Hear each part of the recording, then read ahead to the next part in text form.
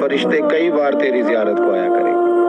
اور پھر ایک اور بات یہاں بڑی قابل توجہ ہے کہ انسان جب محسوس کرتا ہے نا مجھے کچھ دیکھ رہا ہے تو ذرا اس کی عبادت کا انداز بھی تھوڑا تبدیل ہو جاتا ہے۔ تو اگر یہ ذہن ہو ہمارا کہ ہمیں فرشتے دیکھ رہے ہیں اور وہ والی مخلوق دیکھ رہی ہے جو ہماری ڈائری ڈائریکٹ لے جا کے ہمارے رب کی بارگاہ میں پیش کرے، تو پھر کچھ زیادہ ہی توجہ مسلمان کی ہونی چاہیے، زیادہ ہی انہماک ہونا چاہیے، وہ کھو جائے۔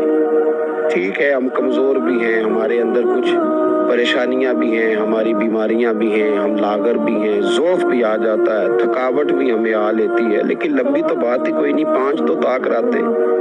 حضرت سیدہ عائشہ صدیقہ رضی اللہ تعالیٰ عنہ ارشاد فرماتی ہیں کہ جب رمضان کا آخری عشرہ شروع ہوتا تھا نا تو نبی پاک اپنی کمر کس لیتے تھے عبادت کے، خود بھی رات کو اٹھتے تھے، ہمیں بھی جگاتے تھے۔ کوئی سونے کے دن تو نہیں ہے، تو جاگنے کے دن ہے۔ ساون کی کالی راتوں میں جب بوندا باندی ہوتی ہے وہ راتوں کو اٹھ اٹھ روتے ہیں جب خلقت ساری سوتی ہے، یہ رب کے بندوں کی شان ہے۔ اور ویسے بھی درویش کہتے ہیں کہ رات پوے تے بے درداں نو نیند پیاری آوے، درد منداں نو تے یاد سجن دی سوتیاں وی آن جگاوے۔ تو یہ وقت ہے خاص، اس خاص وقت اس بات کی طرف ضرور توجہ کرنی چاہیے۔ اور یہ جو کہا گیا نا کہ فرشتے نازل ہوتے ہیں بِإِذْنِ رَبِّهِمْ مِنْ كُلِّ أَمْرٍ، اللہ کے حکم سے آتے اور ہر کام کے لیے، ہر امر خیر کے لیے آتے۔ اس میں بھی ہمارے مفسرین نے لکھا ہے کہ وہ تمہارے لیے پورے سال کا فیصلہ کریں گے کہ تمہیں کیا دیا جائے گا، تم کیا حاصل کرو گے اللہ تبارک و تعالیٰ کی بارگاہ سے۔ تو اس کا معنی یہ ہوا کہ پھر تو یہ لینے کی رات ہے۔ ایسا نہ ہو کہ فرشتے آئے ہوں رب کی بارگاہ سے یہ پیغام کرم ہو کہ دینا ہے اور دینے والے سو رہے ہوں، وہ آرام میں ہو، تو یاد رکھیں خیرات اسی کے پیالے میں آتی ہے جس کا پیالہ سیدھا ہوتا ہے، اور اگر پیالہ ہی سیدھا نہ ہو تو خیرات پھر پیالے میں نہیں آیا کرتی۔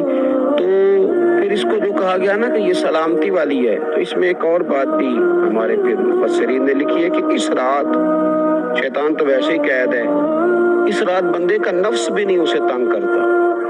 یہ طاق راتیں اتنی حسین ہے کہ تھوڑی سی بندہ ہمت کرے تو اللہ عبادت کے لیے اس کے دل کو قرار عطا کر دیتا ہے، اسے سکون ملتا ہے، طبیعت ٹھنڈی ہو جاتی ہے اور وہ بڑے ذوق کے ساتھ اللہ کی عبادت کرتے ہیں۔ خوب بیداری کا مظاہرہ کریں طاق راتوں میں۔ میں نے رمضان سے پہلے مشورہ دیا تھا کپڑے وقت پہ خرید لو عید کے، اور وقت پہ سلا لو اور وقت پہ چیزیں لے لو۔ یہ جو خاص دن ہیں عبادت کے، یہ لوگوں کے بازاروں میں گزر جاتے ہیں۔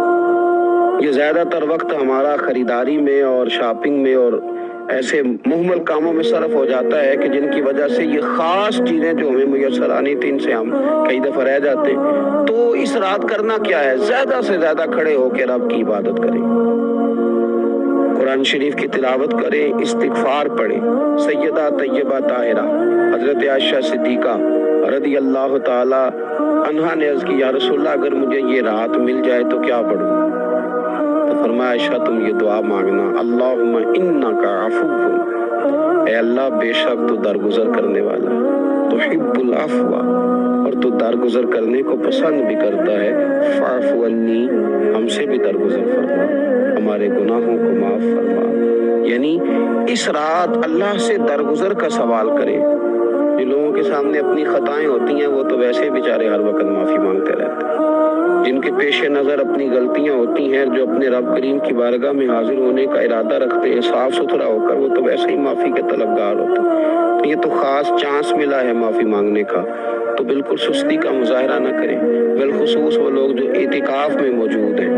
نیند تو کسی وقت بھی آ جاتی ہے، آپ دوپہر کو بھی ذرا چپ کر کے لائٹ آف کریں تو یہ آ ہی جاتی ہے۔ آپ سر شام بھی تھوڑا سا کھانا کھانے کے بعد اگر کمر سیدھی کرنے کو بھی لیٹ جائیں تو نیند تو پھر بھی آ ہی جاتی ہے۔ لیکن یہ سنہری قسم کے ایام ہیں، سختی نہیں، پابندی نہیں، فرض نہیں، لیکن اگر شوق کے ساتھ، ذوق کے ساتھ، توجہ کے ساتھ، میں ایک مثال دیا کرتا ہوں کہ یہ ہمارے پاس قیمتی دن ہے رمضان کے، ایک عمل کا ثواب 70 کے برابر ہے۔ تو جس طرح انسان کے پاس کوئی چیز تھوڑی دیر کے لیے آئے تو اس نے جانا ہو تو لوگ اس سے زیادہ فائدہ اٹھانے کی کوشش کرتے ہیں۔ دیہاتوں میں نا غریب گھروں میں استری نہیں ہوتی تھی، ہر گھر میں نہیں ہوتی تھی، تو کسی پڑوس سے استری لے کے آتے تھے تو بوڑھے لوگ یہ کہا کرتے تھے کہ زیادہ کپڑے استری کر لو، استری واپس کر دو۔ اس چیز کو واپس کرنا ہو تھوڑی دیر کے لیے ہمارے کو پاس ہو، اس سے زیادہ لوگ نفع لینے کی کوشش کرتے تو یہ تو تھوڑے دن باقی رہ گئے، تاک راتیں تھوڑی رہ گئی، زیادہ نفع لینے کی کوشش کریں۔ اللہ تعالیٰ اس سال جو فرشتے لیلۃ القدر پہ آئیں تو وہ امت مسلمہ کے لیے ایسا رحمت کا پیغام لے کے آئیں کہ دین پھر سے غالب ہو جائے، اسلام پوری دنیا کے اندر اپنے غلبے کے ساتھ سامنے آ جائے، کفر کا، ظلم کا، زیادتی کا، جبر کا ہمیشہ کے لیے خاتمہ ہو جائے۔ اللہ تعالیٰ اس سال لیلۃ القدر میں جن لوگوں کو معاف کرے گا، رب کریم ہم سب کے نام اس میں شامل فرمائے۔ آخر دعویٰ الحمدللہ رب العالمین۔